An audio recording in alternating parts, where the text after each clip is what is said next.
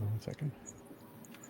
Good evening, good afternoon, good morning, depending on where you are on this fast forward planet, wrapped in so many turbulent layers of change that it's hard to keep track. Climate is still on the list. You wouldn't know it by looking at the daily headlines these days in most newspapers. But in Brazil, at the mouth of the Amazon River, in a city called Belém, where I was lucky enough to visit a year ago, last August. There's currently the 30th session of the Conference of the Parties to the 1992 Framework Convention on Climate Change, meaning the Climate Treaty. And there are journalists there, even the hardy and determined crew from all around the world, thanks in part to the work of the Earth Journalism Network, which gets journalists who wouldn't ordinarily be able to go are able to cover it, some of them remotely and some on the ground. I'm talking right now with James Fahn, an old friend from journalism, who is a founder of Earth Journalism Network. And that was, gosh, is it almost 20 years ago now? Over 20 years now. Over 20 years. And you're there, although we're having some technical difficulties. You can't see his handsome face, but James Fahn is here with us, and he's going to describe a little bit the scene on the ground there. It's still not quite the penultimate moments of the meeting. There's a rhythm to these meetings. I've been to a number of them. So James, and we're going to go through some of the stories that your crew is filing. So just give us a little bit of a background on what you sense this meeting is about, what you've been doing the last few days, and then we'll start to explore some of what journalists are reporting. Sure. Thanks, Andy. So it's quite lively here. Actually, a lot of journalists here. Apparently over 3,600 media registers. That's more than ever before. So in most of the world, still a very topical issue. And there's been, after 3 years in which we were, and the COP was hosted by petrostates. Right. This year, there's been, it's been a much more open and more room for civil society and protests, frankly. A couple of protests kind of got out of hand, shut down the front entrance one or two nights. And so it's definitely a different vibe here. This is supposed to be a really important COP because every 5 years under the Paris Agreement, countries are supposed to submit their nationally determined commitments.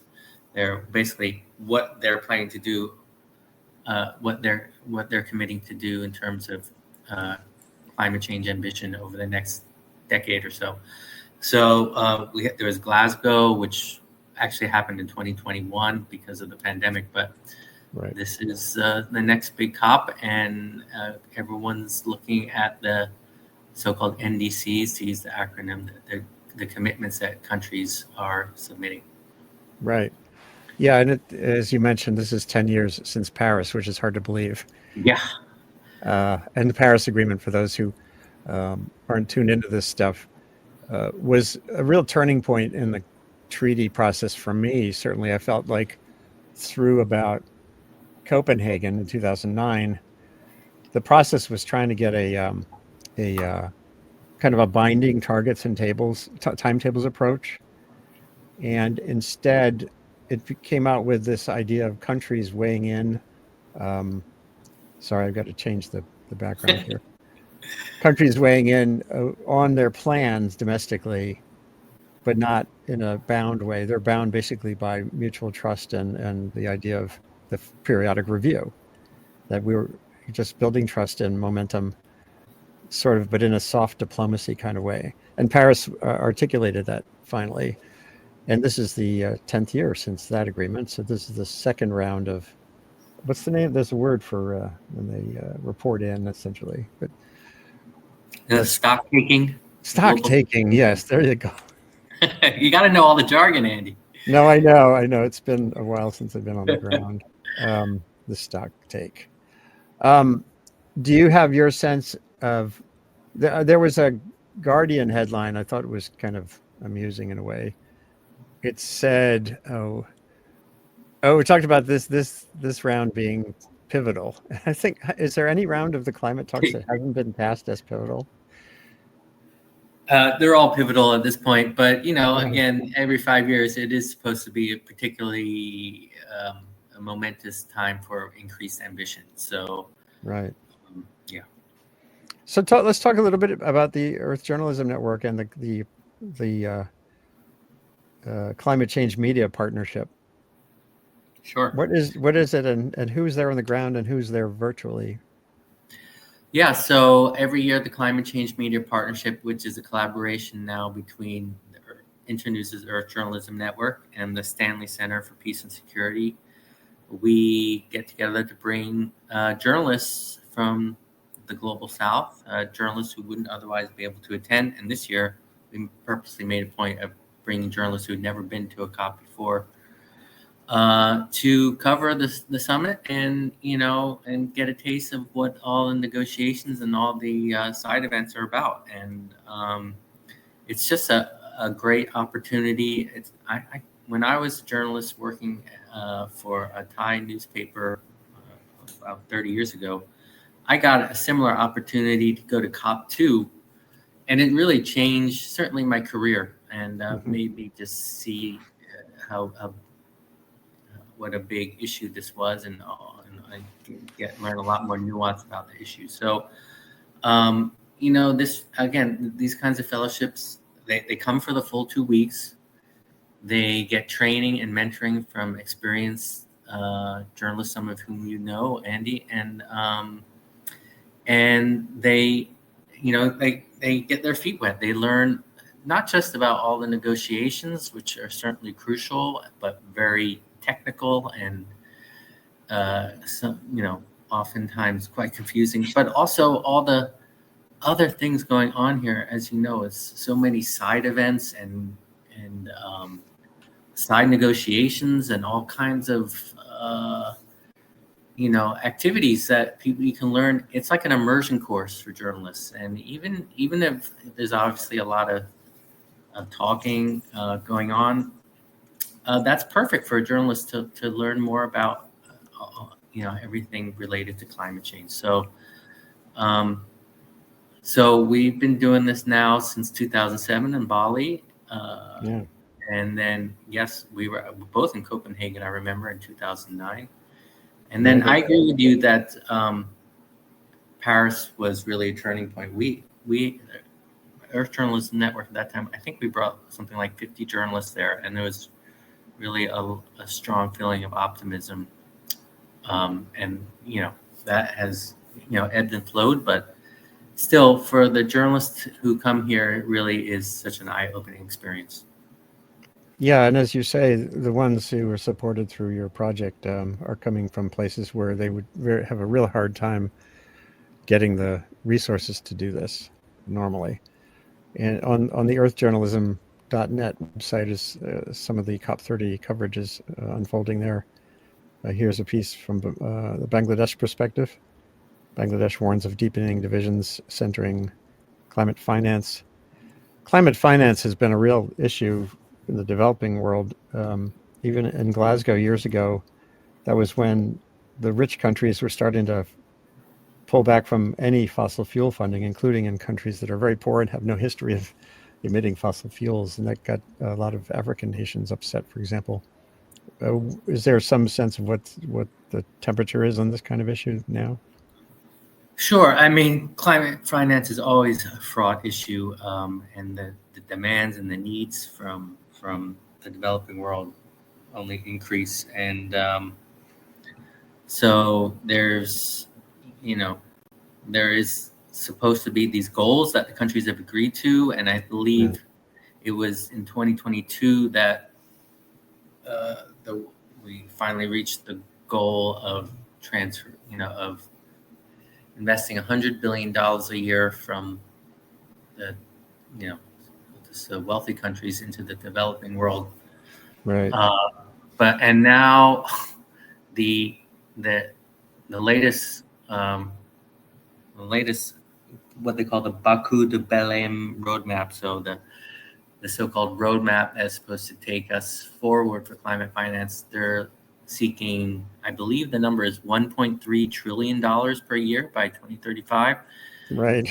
And you can, say what you will about those numbers. There is a huge need, and there is a lot of investment going on in, as you know, renewable energy. I mean, it is big business now, and it's at least as much investment as in fossil fuel, and that's a big change. Yeah, and again, China has been this dominant player both in the export of these cheaper technologies and in its own expansion.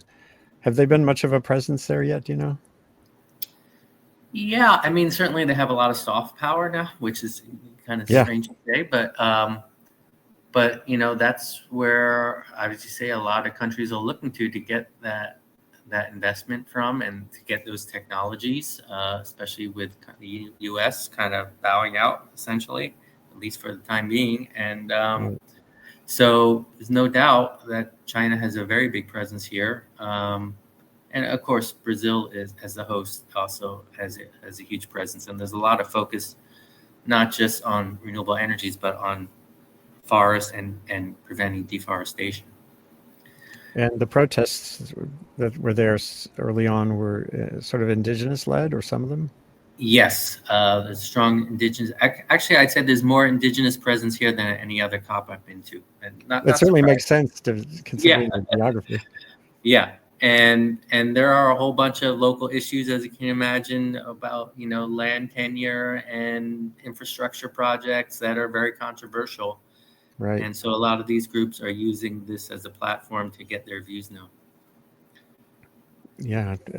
When I was there in 2024, speaking with journalists, there was a lot of concern even that the work they were doing to prepare Belém for the COP was taking away land from informal settlers, and not just indigenous, but the others.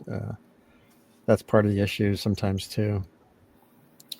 Yeah, well, they're basically creating a temporary city for 50,000 people. Yeah, it's a huge challenge, and it's not easy. And there's certainly been snafus, and but I mean, it's so far there. It's moving ahead. Is there some sense of, at every COP, there is this midnight deadline expectation of a thing? Do you have a way to articulate what you think that thing is here? Is it that finance basket, or just clarity on the country's commitments, or? Yeah, there are a bunch of goals being put forth. They call it a cover text. Is a multi-rao, which it's kind of like a negotiation, I suppose. And they're supposed to agree on a lot of things, including climate finance goals and adaptation goals. This is being billed as an adaptation COP. There's a feeling that adaptation's kind of gotten short shrift in the past, especially when it comes to funding. There's some people are pushing for a goal of tripling adaptation finance by over the next 5 to 10 years. So we'll see. But if you're going to do that, then you got to put out a bunch of indicators. You got to agree on indicators, and what does that actually mean? If you're helping countries to adapt. So that's going to be a big issue as well. There's a tropical forest forever facility, kind of a financing, a new fund being set up to invest in standing forests and preventing them again from being cut down, making them valuable standing rather than being cut down. So right. There's a lot of, and another issue interesting for our area of expertise, Andy, is big focus on tackling mis and disinformation. There's been a huge surge in this in recent years, and several countries have come together to create a global initiative for what they call climate information integrity, to make sure people are getting the facts about climate change. And I'm showing that one of the stories on your website there. Countries signed a declaration to fight climate disinformation. It's certainly, as I've been saying for years now, the information climate, if we don't get that right, you can pretty much write off the actual biogeophysical climate. Exactly. And that's something that we at the Earth Journalism Network, we're trying to address more. We're working a lot more with social media content creators. Mm-hmm. We've got a program called Earth Shorts where we bring together so-called influencers with traditional journalists so they can learn from each other, essentially. And the journalists learn how to make more appealing short-form video content and share it on the platforms. And the content creators learn how to get their climate facts and verify them and make sure they're providing good, solid information. Yeah, I'm showing that now. That's a program I wasn't aware of. It's good. Yeah. Yeah, the traditional flows of news, what we used to call news, going through journalism outlets was very constrained to certain pipelines, and this feels like a creative way to get around some of that. Are Absolutely. is EJN? Are you on TikTok? We are on Instagram and other platforms. We've got a site on. I mean, we've got a presence on TikTok, but we haven't really committed to it. But it's kind of a matter of resources. I mean, it's just sure. It's overwhelming. Our goal is really to get local media, to support local media, so get them more. Get them the resources they need to get their presence shown. So, is your arena? USAID was a significant aid to some of this kind of work, and I don't know whether that's all been a big challenge to get around. Yes, indeed. I mean, we had 5 to 6 grants from the U.S. federal government at the beginning of the year, and those were terminated. So we had to adjust. It's certainly been a roller coaster of a year, but fortunately, we do have significant private and European funding, and we've been able to stay afloat, and even in some areas, expand. But we did lose some important projects and some key staff, and we really regret that. And it's just a shame. It's really quite a time in so many ways. Yeah, the program that brought me to Brazil in 2024 was through the State Department too, and I'm sure that's long gone. Yeah. Anything else you want to share or that people should know about? I'm showing earthjournalism.net is the page to go to for all this stuff, but what else would you like to get out there before we get off with the evening? You're later in the evening than we are here. Yeah. Just to say how important it is to for folks out there to support your local media, and especially if you want to receive good and solid information about climate change and the environment, then whether it's through philanthropy or through markets or whatever, we need to reward the communicators. So I hope people out there are paying attention, and these are really important issues that are affecting people's lives, affecting our lives too, sometimes in ways we don't really understand. So thanks very much for your attention to this, and we'll see what happens by the end of the week. We will. Maybe I'll check back in with you and we'll do a closing capstone kind of a conversation. Jonathan Watts from The Guardian is going to come on too, I think, at some point. He went there by boat. He lives further up the Amazon. Right. So see if I can get him on the water or in the halls. We'll figure that out. All right. So James Fahn from Earth Journalism Network, thanks for checking in from Belém, Brazil.